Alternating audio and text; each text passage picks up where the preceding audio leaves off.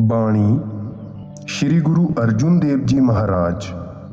आद निरंजन प्रभ निरंकारा, सब मह बरतै आप निरारा। सत्संग के बचन। यह पांचवी पातशाही श्री गुरु अर्जुन देव जी महाराज का शब्द है। हमें चाहिए कि सत्संग में आकर वाणी पर विचार करें और देखें कि जो वाणी कहती है हम अपने मन को उस धारणा पर लाते हैं या नहीं। आद निरंजन प्रभ निरंकारा, सब मह बरतै आप निरारा। अंजन का अर्थ है माया और निरंजन कहते हैं माया से रहित को। कहते हैं वह सबका आदि और सबका अंत माया से रहित मालिक है। अब सवाल पैदा हुआ कि दुनिया जन्म लेती और मरती है, क्या वह भी जन्म लेता और मरता है? कहते हैं नहीं, वह लाफानी है, अमर है, सब में रहता हुआ भी सबसे निराला है। वर्ण जात चिन्ह नहीं कोई, सब हुक्म सृष्टि उपायदा। कहते हैं उस परमात्मा की ना कोई कौम है, ना कोई मजहब है, ना उसका कोई रंग रूप है, ना वर्ण है। वह ना हिंदू है, ना मुसलमान, ना सिख, ना ईसाई। वह सबका परमेश्वर मालिक है। सारी दुनिया को अपने हुक्म शब्द से पैदा करता है। जब उसका कोई वर्ण, कोई मजहब नहीं, फिर हम क्यों लड़ते हैं? मजहबों और वर्णों के पीछे क्यों भटकते फिरते हैं? गुरु नानक साहिब की तालीम हमें मजहबी भेदभाव से बाहर निकालती है। वह कहती है अंदर जाओ, मगर कोई सुनता नहीं। वाणी का एक एक लफ्ज करोड़ रुपए का है। अब गुरु साहिब कहते हैं कि सारी सृष्टि 84 लाख योनियों में बंटी हुई है। कई लाख किस्म के वृक्ष, कई लाख किस्म के कीट पतंगे, कई लाख किस्म के पक्षी, कई लाख किस्म के पानी के जीव, कई लाख किस्म के भूत प्रेत, यक्ष, किन्नर, गंधर्व, इंसान, पशु वगैरह। यह संसार 84 लाख योनियों का जेल खाना है।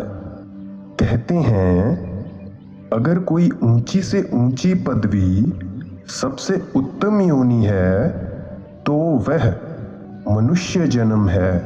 मनुष्य जन्म पाकर हम इस जेल खाने से बाहर निकल सकते हैं। इसके सिवाय 84 से निकलने के लिए और कोई जन्म नहीं।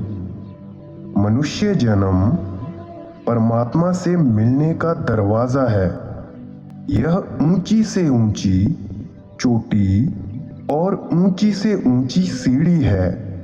कहते हैं अगर मनुष्य जन्म में नाम नहीं मिला, पर्दा नहीं खोला, बल्कि ऐसे ही गंवा दिया, तो फिर से 84 का चक्कर तैयार है। 84 का चक्कर भोगने के लिए लाखों करोड़ों साल चाहिए। क्या पता यह चक्र कब खत्म हो और कब बारी आए। फिर अगर मनुष्य जन्म किसी ऐसी कौम में मिले जिसे नाम की खबर है ही नहीं, तो किस काम का। मगर अब हमें मनुष्य जन्म मिला हुआ है, क्या ही अच्छा हो अगर हम इसी का फायदा उठा लें। यह उपदेश गुरु नानक साहिब जी का है। अगर मनुष्य जन्म न संभाला तो फिर गधा, कुत्ता, सुअर, घास फूस बनना पड़ेगा। कीता होवे तिस किया कहिए, गुरुमुख नाम पदार्थ लहिए। अब श्री गुरु अर्जुन साहिब कहते हैं कि वह परमात्मा जिसने यह दुनिया बनाई है ऊंचे से ऊंचा और परे से परे है। उसकी बड़ाई तो हमसे हो ही नहीं सकती। हमें चाहिए कि हम किसी गुरुमुख से प्यार करके गुरुमुख बन जाएं। अब सवाल पैदा हुआ कि हमें गुरुमुख बनाने के लिए वह क्या युक्ति बताएगा। कहते हैं नाम की कमाई। वह महात्मा नाम देगा, हम नाम की कमाई करेंगे। हमारी आत्मा पर पहले यह स्थूल शरीर है। स्थूल शरीर की स्थूल इंद्रियां हैं जिनके जरिए हमारा इस स्थूल दुनिया से तल्लुकात है। जब नाम की कमाई करते हुए हम तुर्यापद या सहस्त्र दल कमल में जाएंगे, वहां सूक्ष्म गिलाफ और सूक्ष्म दुनिया है। जब ब्रह्म में जाएंगे, वहां कारण शरीर और कारण माया है। जब हम पार ब्रह्म या 10वें द्वार में जाएंगे, वहां अमृतसर है, जिसमें नहाकर ना सिर्फ 3 शरीर उतर जाते हैं, बल्कि सारे कर्म नाश होकर रूह निर्मल हो जाती है। संत सिर्फ दुनिया में आने जाने के लिए इसके प्रारब्ध कर्म रख लेते हैं। यहाँ हम एक सूरज की तरफ मुंह नहीं कर सकते, मगर जब हम वहां पहुंचेंगे, हमारी रूह की अपनी रोशनी 12 सूरज की हो जाएगी। और जब सचखंड पहुंचेंगे, रोशनी 16 सूरज की हो जाएगी। जो सचखंड पहुंच गया वह गुरुमुख बन गया। 10वां द्वार संतों की तीसरी और सचखंड 5वीं मंजिल है। इसी को मुसलमान मकामे हक कहते हैं। सचखंड पहुंचकर गुरुमुख को जो ताकत हासिल हो जाती है, उसका अंदाजा लगाना मुश्किल है। गुरु अर्जुन साहिब कहते हैं, गुरुमुख कोट उधारदा भाई, दै नाबै एक कणी। गुरुमुख में इतनी ताकत हो जाती है कि अपने कमाए हुए नाम की एक कणी देकर करोड़ों जीवों को सचखंड ले जा सकता है। यही स्वामी जी महाराज कहते हैं कि गुरुमुख की गति सबसे भारी, गुरुमुख कोटिन जीव उबारी। गुरुमुख की गति बड़ी ऊंची है। एक गुरुमुख आता है, करोड़ों जीवों को नाम देकर सचखंड ले जाता है। इसीलिए गुरु साहिब कहते हैं कि आप नाम की कमाई करके परमात्मा से मिलो और गुरुमुख बन जाओ। ना सिर्फ आप ही तरो, बल्कि सारी दुनिया को भी अपने साथ ले जाओ। भाव यह है कि प्रभु भक्त की प्रेम, परिपूर्ण भक्ति उसके आसपास ऐसा आध्यात्मिक वातावरण पैदा कर देती है कि जो उसके संपर्क में आता है, उस पर गहरा प्रभाव पड़ता है। दुनिया के 2 पक्ष हैं, एक मनमुख, दूसरे गुरुमुख।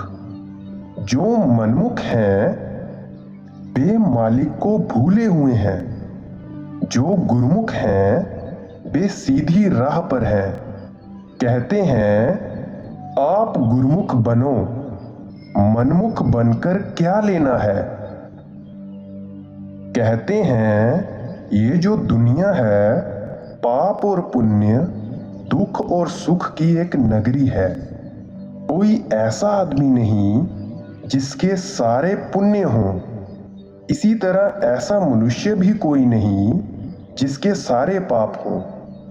क्योंकि अगर सारे पुण्य होते तो स्वर्गों में जाता, और अगर सारे पाप होते तो नरकों में जाता।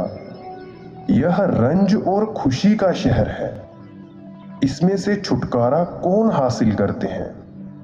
कहते हैं जो किसी गुरुमुख से नाम लेकर कमाई करते हुए, अंदर शब्द की लज्जत लेते हुए सचखंड में पहुंच जाते हैं, सो जब हम किसी गुरुमुख की शरण में जाएंगे, वह कहेगा कि भाई तेरे अंदर शब्द है, प्यार के साथ अपनी रूह उसमें जोड़ दे।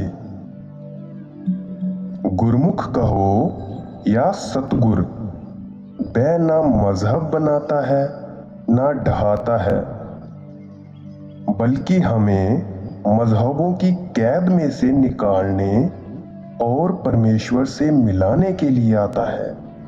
कहते हैं जो जो कामिल मुर्शिद की सोहबत में आ गए वे बच गए, बाकी सारे 84 के चक्कर में चले गए।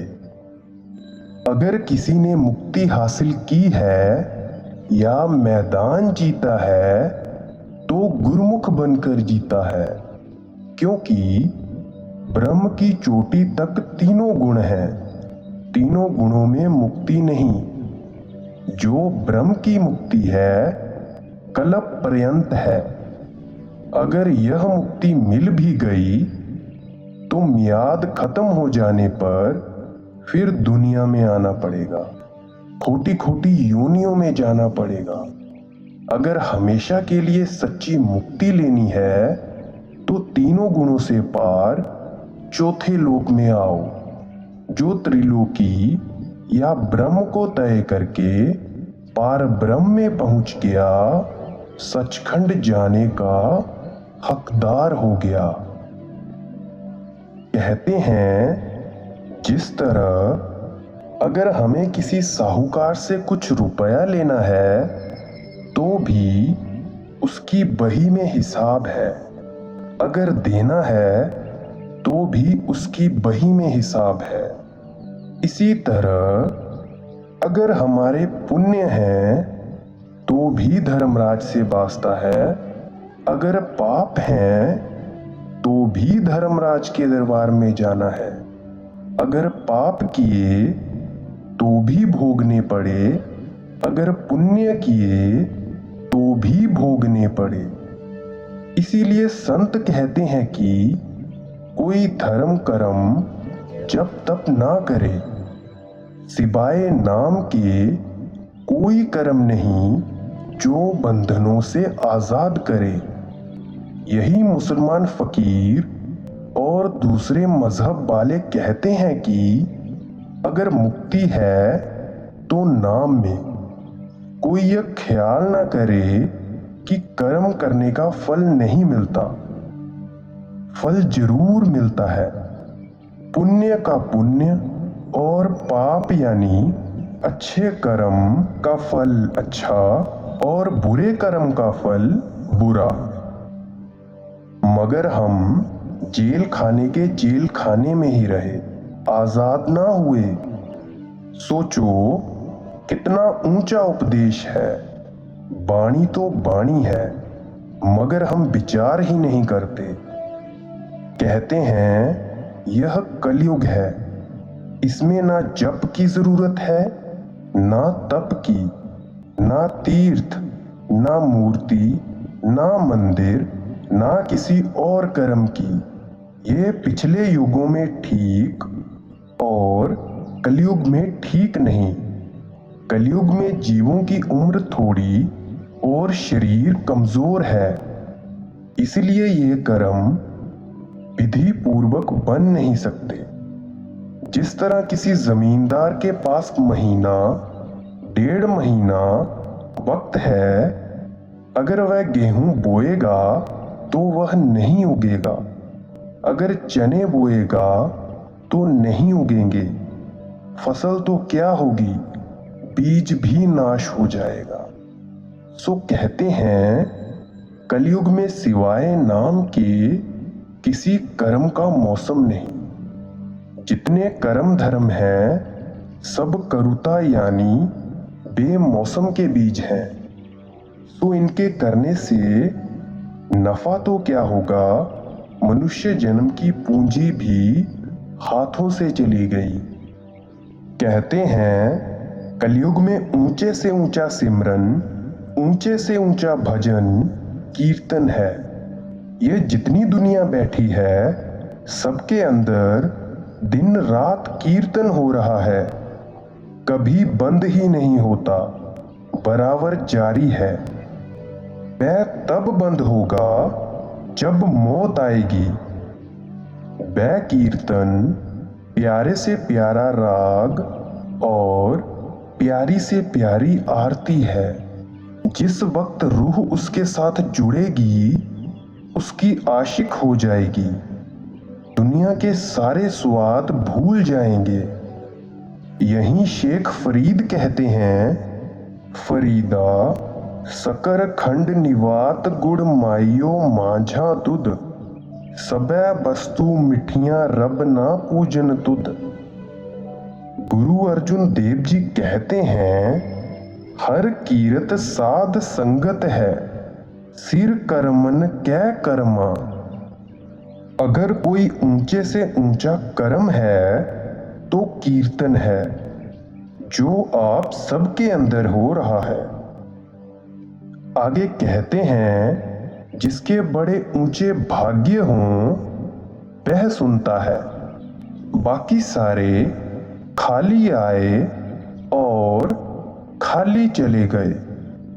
अगर किसी के घर करोड़ रुपया दवा हो, वह अपना घर ना संभाले, रुपया ना निकाले, बल्कि बाहर कौड़ी कौड़ी मांगता मर जाए, उसे उस रुपये का क्या फायदा। वह जैसा आया वैसा चला गया। कीर्तन कहो या नाम, बेशक शब्द कह दो, वह किसी जुबान में नहीं, ना तुर्की है, ना फारसी, ना हिंदी, ना अंग्रेजी और ना कोई और। हिंदू होकर अंदर जाओ वह मिलेगा, मुसलमान होकर अंदर जाओ वह मिलेगा, ईसाई होकर अंदर जाओ वह मिलेगा, यहूदी होकर जाओ वह मिलेगा, किसी और मजहब के होकर अंदर जाओ तो भी मिलेगा। वह सारी दुनिया का एक ही है और साझा है। जब तक हम गुरमुख नहीं बनते, उस दौलत को ले नहीं सकते। वह दौलत परमेश्वर ने हर एक के लिए उसके अंदर रखी हुई है। हमें चाहिए कि हम गुरमुख बनकर उस दौलत को ले लें और सुखी हो जाएं। अब यह गुरु नानक साहिब की तालीम है, कितनी ऊंची है, मगर हम इधर ध्यान ही नहीं देते। कहते हैं, जो उस कीर्तन या नाम को अंदर सुनता है, वह ना सिर्फ आप ही तर जाता है, बल्कि अपने कुटुंब और कुल को भी तार लेता है। भाव यह है कि प्रभु भक्ति की प्रेम परिपूर्ण घर में ऐसा आध्यात्मिक वातावरण पैदा कर देती है, जो उसके परिवार के सब सदस्यों पर गहरा प्रभाव डालती है और यह प्रभाव पीढ़ियों तक चलता है।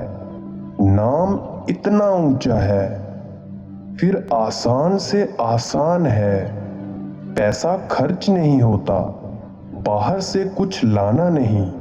अगर पिछली रात को जाकर घर में बैठकर 2-3 घंटे रोज नाम की कमाई करोगे तो इज्जत के साथ परमात्मा की दरगाह में पहुंच जाओगे।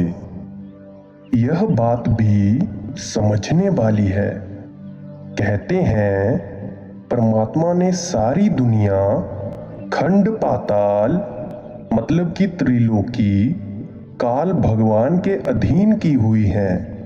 ब्रह्म की चोटी तक काल का राज है। यहीं गुरु गोविंद सिंह जी कहते हैं, काल हूं के काल महाकाल हूं के काल है। सारी त्रिलोकी का मालिक काल है।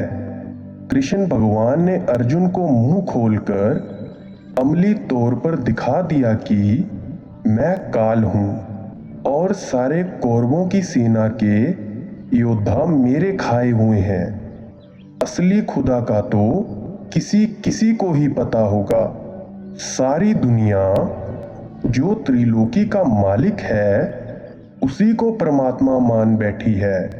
जो सतनाम सचखंड है वह चौथे लोक में है।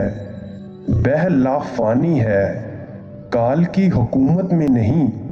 जो उसकी उपासना करता है वह जन्म मरण में नहीं आएगा, बल्कि हमेशा के लिए मुक्त होकर सतलोक में रहेगा।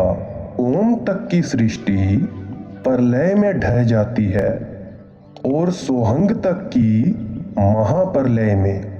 जो सचखंड है वह त्रिलोकी छोड़ भंवर गुफा से भी परे है। वहां ना प्रलय होती है ना महाप्रलय। अब इस भेद को कोई कोई गुरमुख ही समझता है। आम हालत क्या है, जो इन जीवों को खाता है ये उसी काल की पूजा करते हैं। जो नेक कर्म करते हैं उनको काल स्वर्ग भी देता है, वैकुंठ भी देता है, एक खास मियाद तक मुक्ति भी देता है। काल ने 70 चौकड़ी युग एक बार और 64 चौकड़ी युग एक बार एक टांग पर खड़े होकर कुल मालिक की भक्ति करके उससे त्रिलोकी का राज, स्वर्ग, वैकुंठ वगैरह देश लिए हुए हैं।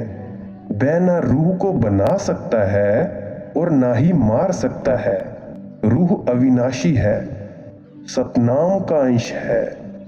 जितने संत महात्मा और दूसरे फकीर हुए हैं सबने कहा है कि रूह अविनाशी है और सतनाम सचखंड देश की रहने वाली है। मैं एक दफा अपना सब डिवीजन रावलपिंडी लेकर आया। वहां एक एसडीओ था जो गैस वर्क का इंचार्ज था। हमारा नियम था कि शाम को जब काम छोड़ना इकट्ठे छोड़ना।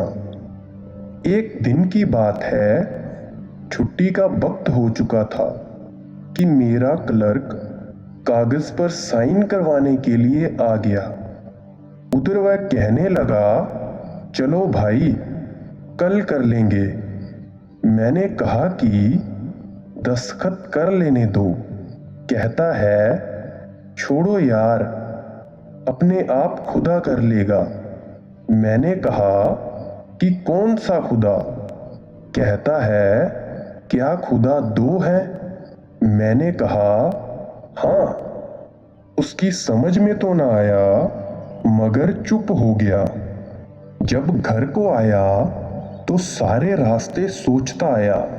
रात को कोई फकीर मिला, उसने अच्छी तरह समझा दिया कि दुनिया का खुदा और है और संतों का खुदा और। जब सवेरे दफ्तर आया तो कहता है, नहीं मेरी तसल्ली हो गई है। सो जो दुनिया का खुदा है वह काल है और जो गुरमुखों का खुदा है वह इस त्रिलोकी से परे है। जो सतनाम का ध्यान करता है, सतनाम को इकट्ठा करता है, सतनाम को इष्ट रखता है, वह लाफानी है। बाकी सारे काल के जाल में है। जो सतनाम को इष्ट रखता है, सतनाम की कमाई करता है, वह जब सतनाम के शब्द में जो सचखंड में हो रहा है लीन होगा तो परमात्मा का रूप हो जाएगा। फिर हम उसको मनुष्य नहीं कहेंगे। जब कतरा समुद्र में मिल गया, समुद्र हो गया, फिर हम उसे कतरा नहीं कहेंगे। इसी तरह जो गुरुमुख हो गया वह परमात्मा हो गया। गुरु गोविंद सिंह जी कहते हैं, हरि हरि जन दुई एक हैं, बिब विचार कछु नाही, जलते उपजत रंग जीव जल ही बिखै समाही। जो महात्मा रोज सचखंड जाता है, हम उसे मनुष्य नहीं समझेंगे। इसमें कोई शक नहीं कि वह हमें समझाने के लिए मनुष्य का चोला पहनकर गुरु बनकर आया हुआ है। अब गुरु अर्जुन साहिब परमात्मा की दरगाह में विनती करते हैं कि ऐ मालिक, मैं तेरे दर पर सवाली आया हूं, कृपा करके मुझे दान दे। क्या? यह आगे बताते हैं, एक तो तू मुझे अपना दर्शन दे ताकि मुझे धीरज आ जाए, दूसरा वह जो अंदर राग हो रहा है, शब्द हो रहा है, मुझ पर खोल दे। जब हम उस राग को सुनेंगे, काम, क्रोध, लोभ, मोह, अहंकार सो जाएंगे, रूह मालिक में मिल जाएगी और मुक्ति हो जाएगी। मैं बाहर के तीर्थों का खंडन नहीं करता, लेकिन इतना जरूर कहूंगा कि उससे मुक्ति नहीं। मन को रोकने की दुनिया में कोई दवा नहीं। अगर है तो गुरु के नूरी स्वरूप का दर्शन, मालिक का शब्द रूप। करोड़ों वेद, करोड़ों शास्त्र, करोड़ों ग्रंथ पोथियां पढ़ लो, मन वश में नहीं आता। लंका का राजा रावण 4 वेदों का पढ़ा हुआ पंडित ही नहीं था, बल्कि टीकाकार भी था। उसके वेद भाष्य के मुकाबले और कोई वेद भाष्य नहीं था। क्या उसका मन रुका? कोई नहीं। सीता का हरण किया, आखिर जो उसका नतीजा हुआ सबको मालूम है। वही रावण है जिसकी हर साल हम नकल बनाकर आग लगाते हैं। सो मन को वश में करने का इलाज अंदर कीर्तन को सुनना और दर्शन करना है। कहते हैं वह प्यारे से प्यारा परमेश्वर किसी के वश में नहीं है। अगर है तो अपने भक्तों के, अपने आशिकों के। वे उसके प्यारे पुत्र हैं। प्यारा पुत्र जो चाहे बाप से करवा ले। कीता लोड़न सोई कराइन, दर फेर ना कोई पाईदा। संत परमेश्वर के प्यारे पुत्र हैं।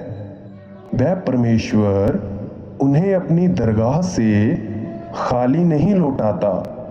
वे जो चाहें परमेश्वर से करवा लें। आगे कहते हैं, जब यमदूत आकर इसके सांस निकालते हैं और धर्मराज इसे नरकों में डालना और सजा देना चाहता है, तो वहां सिवाय परमेश्वर के कोई सहायक नहीं होता। ना माँ, ना बाप, ना बेटा, ना बेटी, ना स्त्री, ना धन, ना कौम, ना मजहब और ना कोई और रिश्तेदार। परमात्मा भी तभी सहायता करता है अगर गुरु से नाम लिया हुआ हो। जो हमारे किसी के काम नहीं आते, उनके लिए हम सारी उम्र लगा देते हैं, और जो मदद करता है उसके लिए हमने कितने साल लगाए हैं, सोच लो। सारंग कहते हैं पपीहे को। जिस तरह पपीहा स्वाति बूंद का आशिक है, इसी तरह संत महात्मा उस नाम या अकाल पुरुष के आशिक हैं।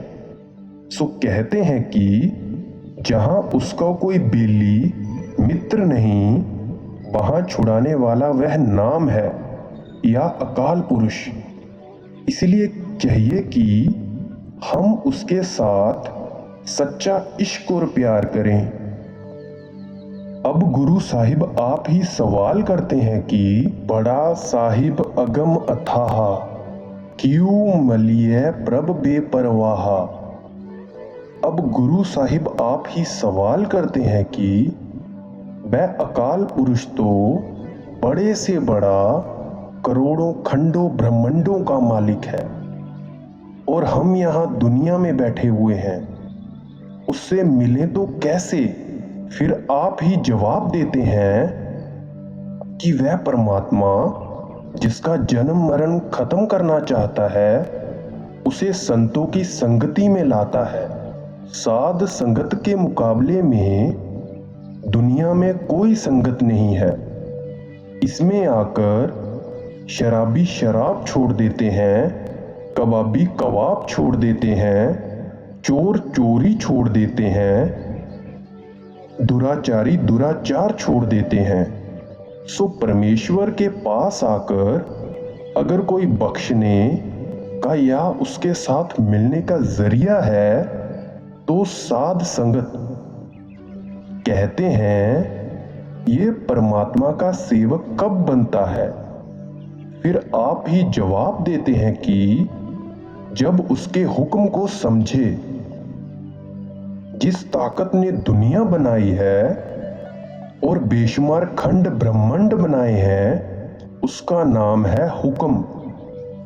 उसी को मुसलमान फकीर कलामे इलाही, संत नाम और वेद नाद कहते हैं। जो उस नाम की कमाई करता है वह सच्चा सेवक या गुरमुख है, बाकी सारे मनमुख हैं। ऊंचे से ऊंचा भजन, ऊंची से ऊंची रहनी और मालिक की बड़ी से बड़ी कृपा क्या है? हम उसके हुक्म में रहकर उसका भजन करें। वह चाहे दर दर की भीख मंगाए, चाहे राज कंगाए, चाहे नंगा रखे, भूखा रखे, हम उसके भजन को ना छोड़ें और उसकी रजा में राजी रहें। अगर इस नुक्ते पर आ जाओ तो कोई दुख नहीं। इस्लामी किताबों में एक कहानी आती है कि एक मुसलमान बुजुर्ग किसी गांव में रहते थे। एक दफा क्या हुआ कि कुत्तों को बीमारी हो गई, लगे कुत्ते मरने। लोगों ने उस बुजुर्ग के आगे अर्ज की कि हजरत, कुत्ते मर गए। वह कहने लगे, अच्छा, मालिक ने जो किया है अच्छा किया है। फिर कोई ऐसा समय आया कि गांव के सारे मुर्गे मर गए। लोगों ने फिर अर्ज की कि अजी मुर्गे मर गए। उसने कहा कि अच्छा हुआ। लोगों ने दुखी होकर कहा कि हमारे सारे कुत्ते मर गए, मुर्गे मर गए, और तुम कहते हो कि अच्छा हुआ, जो मालिक की रजा। उस जमाने में माचिस नहीं होती थी। लोग चकमक के 2 पत्थर लेकर आपस में रगड़ते थे या लकड़ी पर रखकर नीचे सूखी घास या रूई से रखते थे। चिंगारियां उस पर गिरकर आग लगा देती थी। एक दफा क्या हुआ कि सारे गांव की आग एकदम बुझ गई। लोगों ने बुजुर्ग के पास आकर अर्ज की कि हजरत, अब तो सारे गांव की आग भी बुझ गई है, क्या किया जाए? कहने लगे, जो उसकी मौज। लोगों ने इस बात को पसंद ना किया और दोबारा अर्ज की कि हजरत, हमारे हक में दुआ करो। कहते हैं, अच्छा, एक दिन और ठहर जाओ, फिर अपने आप ही पता लग जाएगा। लोगों ने यकीन न करते हुए कहा कि चलो चलें, ये तो इसी तरह कह देते हैं। अगले दिन एक बादशाह कत्लेआम करता हुआ उधर से गुजरा। दूर से पेड़ों को देखकर कहता है कि यहां जरूर कोई गांव होगा। फौज से कहता है कि चुपचाप सुनो। जब कुछ पता ना लगा तो कहता है कि यहां कोई आबादी नहीं, ये पेड़ ऐसे ही हैं।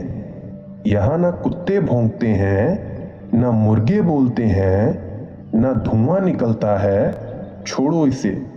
यह कहकर वह गांव से बाहर ही बाहर निकल गया।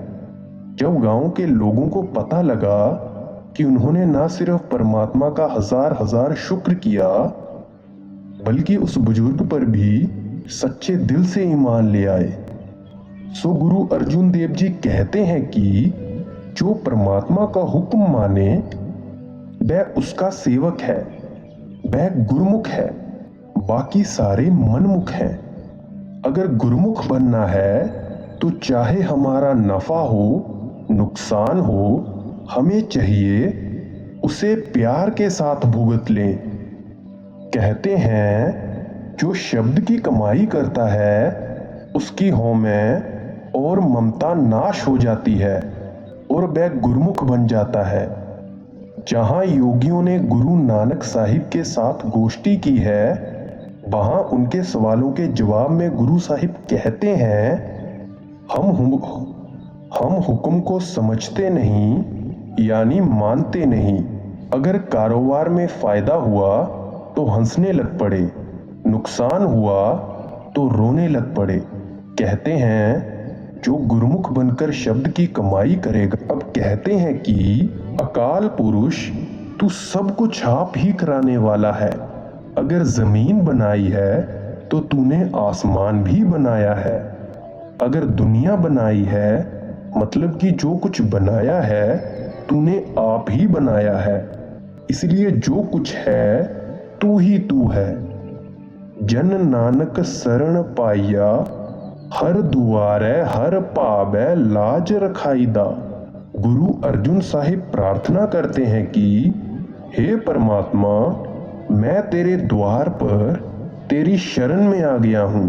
तू कृपा करके मुझे अपने साथ मिला ले। राधा स्वामी जी।